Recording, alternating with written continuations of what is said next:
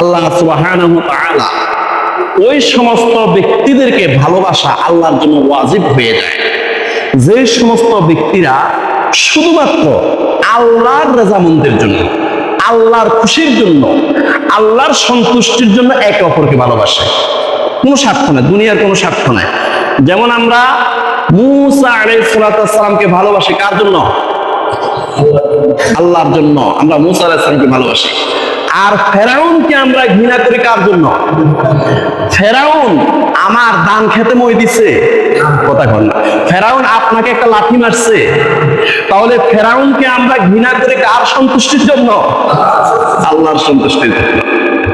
আমরা হযরত ইব্রাহিম আলাইহিস সালামকে ভালোবাসি কার সন্তুষ্টির জন্য? আমরা নমরুদকে ঘৃণা করি কার সন্তুষ্টির জন্য? নমরুদ তো আপনাকে একটা থাপ্পড় দিছে, দেয় নাই, কিন্তু নমরুদকে আমরা ঘৃণা করি কার জন্য? আল্লাহর জন্য। আমরা মুহাম্মদুর রাসূলুল্লাহ সাল্লাল্লাহু আলাইহি ওয়াসাল্লামকে ভালোবাসি আল্লাহর জন্য, আল্লাহর সন্তুষ্টির জন্য। আর আবু জাহেলকে ঘৃণা করি কার জন্য? আল্লাহর জন্য। عن معاذ بن جبل رضي الله تعالى عنه قال سمعت رسول الله صلى الله عليه وسلم يقول قال الله تعالى وجبت محبتي للمتحابين فيا والمتجالسين فيا والمتزابرين فيا والمتبازلين فيا।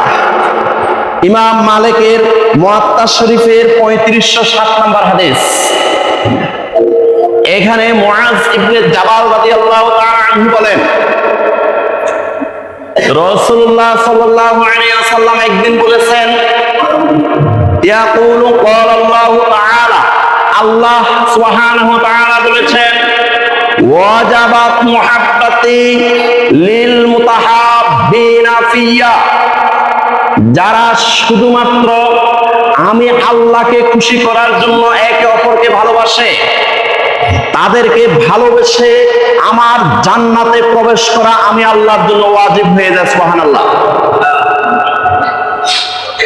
আমরা দুনিয়াতে আল্লাহকে ভালোবাসি, আল্লাহর রাসূলকে ভালোবাসি, নায়েবে নবী, নায়েবে রাসূল, হক্কানে উলামায়ে কেরামদেরকে ভালোবাসি, আল্লাহর ওলিদেরকে ভালোবাসি, আমরা নেককার পরহেজগার মুত্তাকিদেরকে ভালোবাসি, একজন নামাজি ব্যক্তিকে ভালোবাসি, একজন মাদ্রাসার ফুটফুটে ছাত্র রাস্তায় দেখা হয়েছে তাকেও ভালোবাসলাম, শুধুমাত্র একমাত্র কেবলমাত্র কার খুশির জন্য?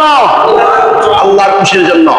আল্লাহ পাক রব্বুল আলামিন বলেন, ওয়াজাবাত মুহাব্বতি লিল মুতাহাব্বিনা ফিয়া, যারা শুধুমাত্র কেবলমাত্র আমি আল্লাহর খুশির জন্য কাউকে ভালোবাসে, ওই ব্যক্তিকে ভালোবেসে আমার জান্নাতে নেওয়া আমি আল্লাহর জন্য ওয়াজিব হয়ে যায়। সুবহানাল্লাহ। ওয়াল মুতাজালিসিনা ফিয়া, যারা মজলিস কায়েম করে আল্লাহর খুশির জন্য। যেমন আজকে আমরা এখানে উপস্থিত হয়েছি দুনিয়ার কোন স্বার্থে নাকি আল্লাহর খুশির জন্য? ওয়াল মুতাজালিসিনা ফিয়া, যারা আল্লাহর খুশির জন্য, আল্লাহর রাজামন্দি হাসিল করার জন্য, শুধুমাত্র আল্লাহর সন্তুষ্টি অর্জনের জন্য মজলিস কায়েম করে, কোন মজলিসে যোগদান করে, মাহফিলে যায়, তালিমি জলসায় যায়, বিভিন্ন ইসলাহি জলসায় যায়, যারা বিভিন্ন মজলিস কায়েম করে মজলিসে উপস্থিত হয় শুধুমাত্র কেবলমাত্র আল্লাহকে খুশি করার জন্য, তাদেরকে ভালোবেসে আমি আল্লাহ আমার জান্নাতে তাদেরকে নেওয়া আমি আল্লাহর জন্য ওয়াজিব হয়ে যায়। সুবহানাল্লাহ। ওয়াল মুতাযাবিরিনা ফিয়া, যারা একে অপরের সাথে সাক্ষাৎ করে শুধু আল্লাহর সন্তুষ্টির জন্য। যেমন আপনি একজন রোগীকে দেখতে গিয়েছেন, দুনিয়ার কোনো স্বার্থে নয়, বরং কিছু খরচ নিয়ে গেছেন, ফল ফ্রুট নিয়ে গেছেন, এখানে আপনার কোনো স্বার্থ নাই। আল্লাহ সুবহানাহু ওয়া তাআলা বলেন, ওয়াল মুতাযাবিরিনা ফিয়া, যারা একে অপরের সাথে সাক্ষাৎ করে শুধুমাত্র আল্লাহর সন্তুষ্টির জন্য, তাদেরকে ভালোবেসে তাদেরকে জান্নাতে নেওয়া আমি আল্লাহর জন্য ওয়াজিব হয়ে যাবে। সুবহানাল্লাহ। ওয়াল মুতাবাযিলিনা ফিয়া, চতুর্থ নম্বরে আল্লাহ সুবহানাহু ওয়া তাআলা বলেন, ওয়াল মুতাবাযিলিনা ফিয়া, যারা শুধুমাত্র আল্লাহর সন্তুষ্টির জন্য খরচ করে, কোন ফিডব্যাক চায় না, দুনিয়ার মধ্যে এর প্রতিদান চায় না, যে আমাকে ফিডব্যাক দিবে, আমাকে এর প্রতিদান দিবে, আমার এই দুনিয়ার মধ্যে কোনো যাজা দিবে, এরকম কোনো আশা আকাঙ্ক্ষা নাই। সম্পূর্ণরূপে আল্লাহর সন্তুষ্টির জন্য যারা ব্যয় করে, যারা খরচ করে, এদেরকে ভালোবাসা আমি আল্লাহর জন্য ওয়াজিব হয়ে যায়। সুবহানাল্লাহ।